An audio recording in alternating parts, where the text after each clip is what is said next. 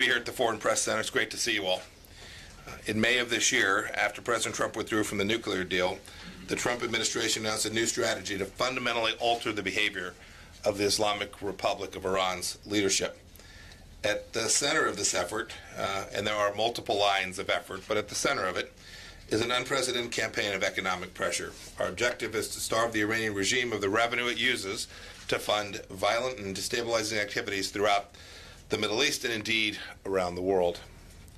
Our ultimate goal is to convince the regime to abandon its current revolutionary course. Just look at what happened last week. Denmark announced it had uncovered an Iranian regime assassination plot on its own soil.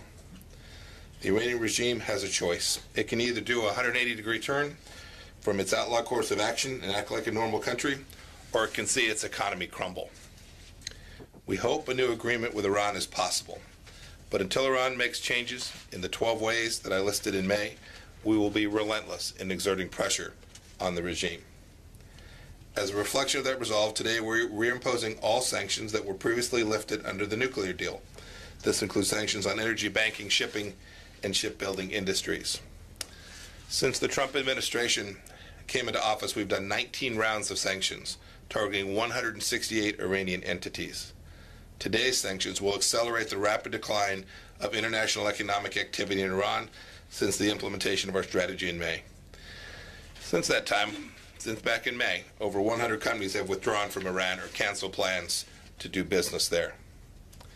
It should be noted that if a company evades our sanctions regime and secretly continues sanctionable commerce in the Islamic Republic, the United States will levy severe, swift penalties on it, including potential sanctions. I promise you that doing business with Iran in defiance of our sanctions will ultimately be a much more painful business decision than pulling out of Iran and it being connected to Iran entirely. More than 20 importing nations have zeroed out their imports of crude oil already, taking more than 1 million barrels of crude per day off the market. The regime to date, since May, has lost over $2.5 billion in oil revenue. We have decided to issue temporary allotments to a handful of countries, responsive both to the specific circumstances and to ensure a well-supplied oil market. The U.S. will be granting these exemptions to China, India, Italy, Greece, Japan, South Korea, Taiwan, and Turkey. Each of those countries has already demonstrated significant reductions of the purchase of Iranian crude over the past 6 months, and indeed 2 of those 8 have already completely ended imports of Iranian crude and will not resume as long as the sanctions regime remains in place. We continue negotiations to get all of the nations to zero. Additionally, today, 100% of the revenue Iran receives from the sale of oil will be held in foreign accounts. Iran can only use this money for humanitarian trade or bilateral non-sanctioned goods. Speaking of Iran's nuclear program, we have decided to grant narrow and temporary waivers that permit the continuation of 3 non-proliferation projects currently underway. Allowing these activities to continue for the time being will improve ongoing oversight of Iran's civil nuclear program and make these facilities less susceptible to illicit and illegal nuclear uses. Rest assured, Iran will never come close to getting a nuclear weapon on President Trump's watch. I will now turn it over to Secretary Mnuchin. Thank you. Today, the United States is executing on the final actions to withdraw on the Obama administration's fatally flawed Iran deal. This morning, we will fully impose sanctions on the Iranian regime. This is part of a maximum unprecedented economic pressure campaign the United States is waging against the world's largest state sponsor of terror. Today, we sanctioned more than 700 individuals, entities, aircraft, and vessels as part of Treasury's largest ever single-day action targeting Iran. Over 300 of those sanctions are new targets. In addition, we are relisting hundreds of individuals and entities that were previously granted sanctioned relief under the JCPOA. These powerful sanctions directly target Iran's banking, energy, and shipping sectors. The Iranian regime has funneled billions of dollars for the Islamic Revolutionary Guard Corps force through the banking sector. Today's designation includes 50 Iranian banks and their foreign and domestic subsidiaries in connection with Iran's regime's support for international terrorism, proliferation of mass destruction, or their means of delivery and human rights abuses.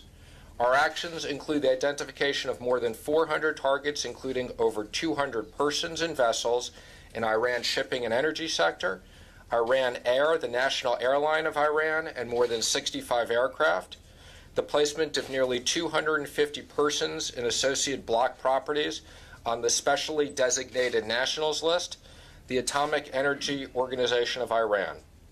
Over the last 5 months, Treasury has implemented some of the most impactful sanctions ever seen. Combined with the previous actions, more than 900 Iran-related targets have been sanctioned under this administration in less than 2 years, marking the highest ever level of U.S. economic pressure on Iran. We are making it abundantly clear to the Iranian regime that they will face mounting financial isolation until they fundamentally change their destabilizing behavior. Iran's leaders must cease support for terrorism and end destructive regional activities immediately. They must stop ballistic missiles and abandon their nuclear ambitions if they seek a path to sanctions relief. We are watching the Iranian regime with laser focus. If they try to evade our sanctions, we will take action to disrupt their activity time and time again. The maximum pressure exerted by the United States is only going to mount from here. Companies around the world need to know we will be strictly enforcing our sanctions. Thank you. That will time for a few questions. Let's go to Sky News. Cordelia Lynch. Hello, this is a question for Secretary Pompeo. The President invoked Game of Thrones when he was discussing sanctions. Do you think that was appropriate? This administration has been consistent from, frankly, President Trump's campaign to the first day he was inaugurated about our intention. We understand that as the Islamic Republic of Iran presents a threat to the United States of America, and we are determined to stop it. And, you know, much has been made about this Game of Thrones. Qasem Soleimani responded, and I haven't seen any of you comment on that. This is a man who has American blood on his hands. He's killed American soldiers, and that's not funny. And the actions that the Islamic Republic of Iran are taking are not about little silly things that people get wrapped up here in Washington, D.C., but about very serious matters that impact all of Europe, all the Middle East, and the world, and our young men and women who are in harm's way today. Thank you, sir. Next question is going to be Asahi Shimbun, Yuko Lanham. Yuko? All right. We're going to move on to FA. Beatriz Pascual Macias. Hi, thank you very much. Thank you very much. I was wondering, what would you say to the European countries that were expecting to be in this list of countries that are not going to suffer the sanctions? And what kind of relation have you with them? What are the conversations regarding this topic? Thank you. You want to talk about it on the financial side, Stephen? Well, I don't think we've ever said that it relates to the European countries that they'll be exempt. I think quite the contrary. We've said that we expect them to honor the sanctions. Having said that, there are certain transactions that they can continue to do, whether they're humanitarian transactions or specific trade in the restricted accounts. And again, let me just emphasize, as I said last week, we will make sure that humanitarian transactions are really going for those purposes. So this is not about hurting the people of Iran, but we will not let money be diverted to humanitarian purposes and then put for terrorist activities. And just to follow up, with respect to the relationship, we've been very candid, clear with all of the European countries. There are more than 3, we should note. Many of them are fully supportive of what it is that we are undertaking. They have taken a different approach with respect to the JCPOA, but it is also something that the whole world should know. European businesses have already made their decisions. They've decided not to do business with the Islamic Republic of Iran, and so we're very confident that the sanctions regime that we're putting in place will be effective. Al Jazeera English, James Bays. James Bays from Al Jazeera English. You talk about the destabilizing behavior of Iran in the region. How does that differ from the behavior of Saudi Arabia? So let me just go through the list. Underwriting Lebanese Hezbollah that presents a threat to the United States of America and to Israel. Underwriting the Houthis in Yemen, causing an enormous conflict to take place there in that country. The efforts in Iraq to undermine the Iraqi government, funding Shia militias that are not in the best interest of the Iraqi people. Their efforts in Syria. The list goes on. The difference in behavior between those two countries is remarkable. Since we've taken office, the Kingdom of Saudi Arabia has been very supportive of our efforts on counterterrorism. They've assisted us. I know Secretary Mnuchin has worked with them on a couple of projects as well. It is completely clear the Islamic Republic of Iran is the destabilizing force in the Middle East today. So you want to add to that? No, I think well said. Last question. Let's go TASS, Dmitry Kirsanov. Thank you. Gentlemen, thanks a lot for coming over to brief us. For Secretary Pompeo, sir, you mentioned that 3 waivers has been issued for the civilian nuclear energy project. Could you clarify what those are? And Bushehr nuclear power plant, will it be the one under the waiver? Thank you. Thank you. That's a great question. It's a pretty complicated area, the non-proliferation issue. There are 3. Bushehr is one of the 3. But if I may, we will get out a full fact sheet on that here in the next hour or so that you will all be able to see.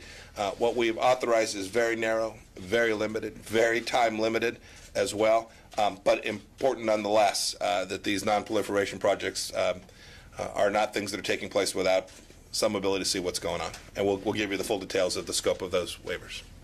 We have one time for, this is the last one. Let's go right to the front, right here, please. Rosh Dalla with Rudao TV in Iraqi Kurdistan. Mr. Secretary, Iran has very powerful hands in Iraq. Are you not concerned that with the sanctions, Iran may increase the pressure on some of your allies in Iraq? And in that case, what can you do to reassure those allies? So it's a very reasonable question. Here's the facts. Since the United States entered the JCPOA in 2015, Iran has turned up the heat on those very entities to which you're referring. So we have history, we have data set, we have a historical basis on which to say that we know that the JCPOA didn't impede Iran one bit from putting pressure on Kurdistan, pressure in Baghdad, pressure throughout the region. We are very hopeful that the set of efforts we're undertaking, we've focused here on the financial and economic, but the full range of efforts we're taking to push back against the Islamic Republic of Iran will have the intended effect of reducing Iran's capacity to be destabilizing and present risk to the Middle East, to Europe, and the world. With that, that concludes this morning's briefing. Thank you very much to Secretaries Pompeo and Mnuchin. Thank you, sir. Thank you all. And again, please, people could please hold their seats. We'll try and open up as quickly as we can. We're going to allow our briefers to leave. I know that we left questions on the floor. If you have those questions, could you please email them to us at dcfpc at state.gov, an address I hope you're all well familiar with.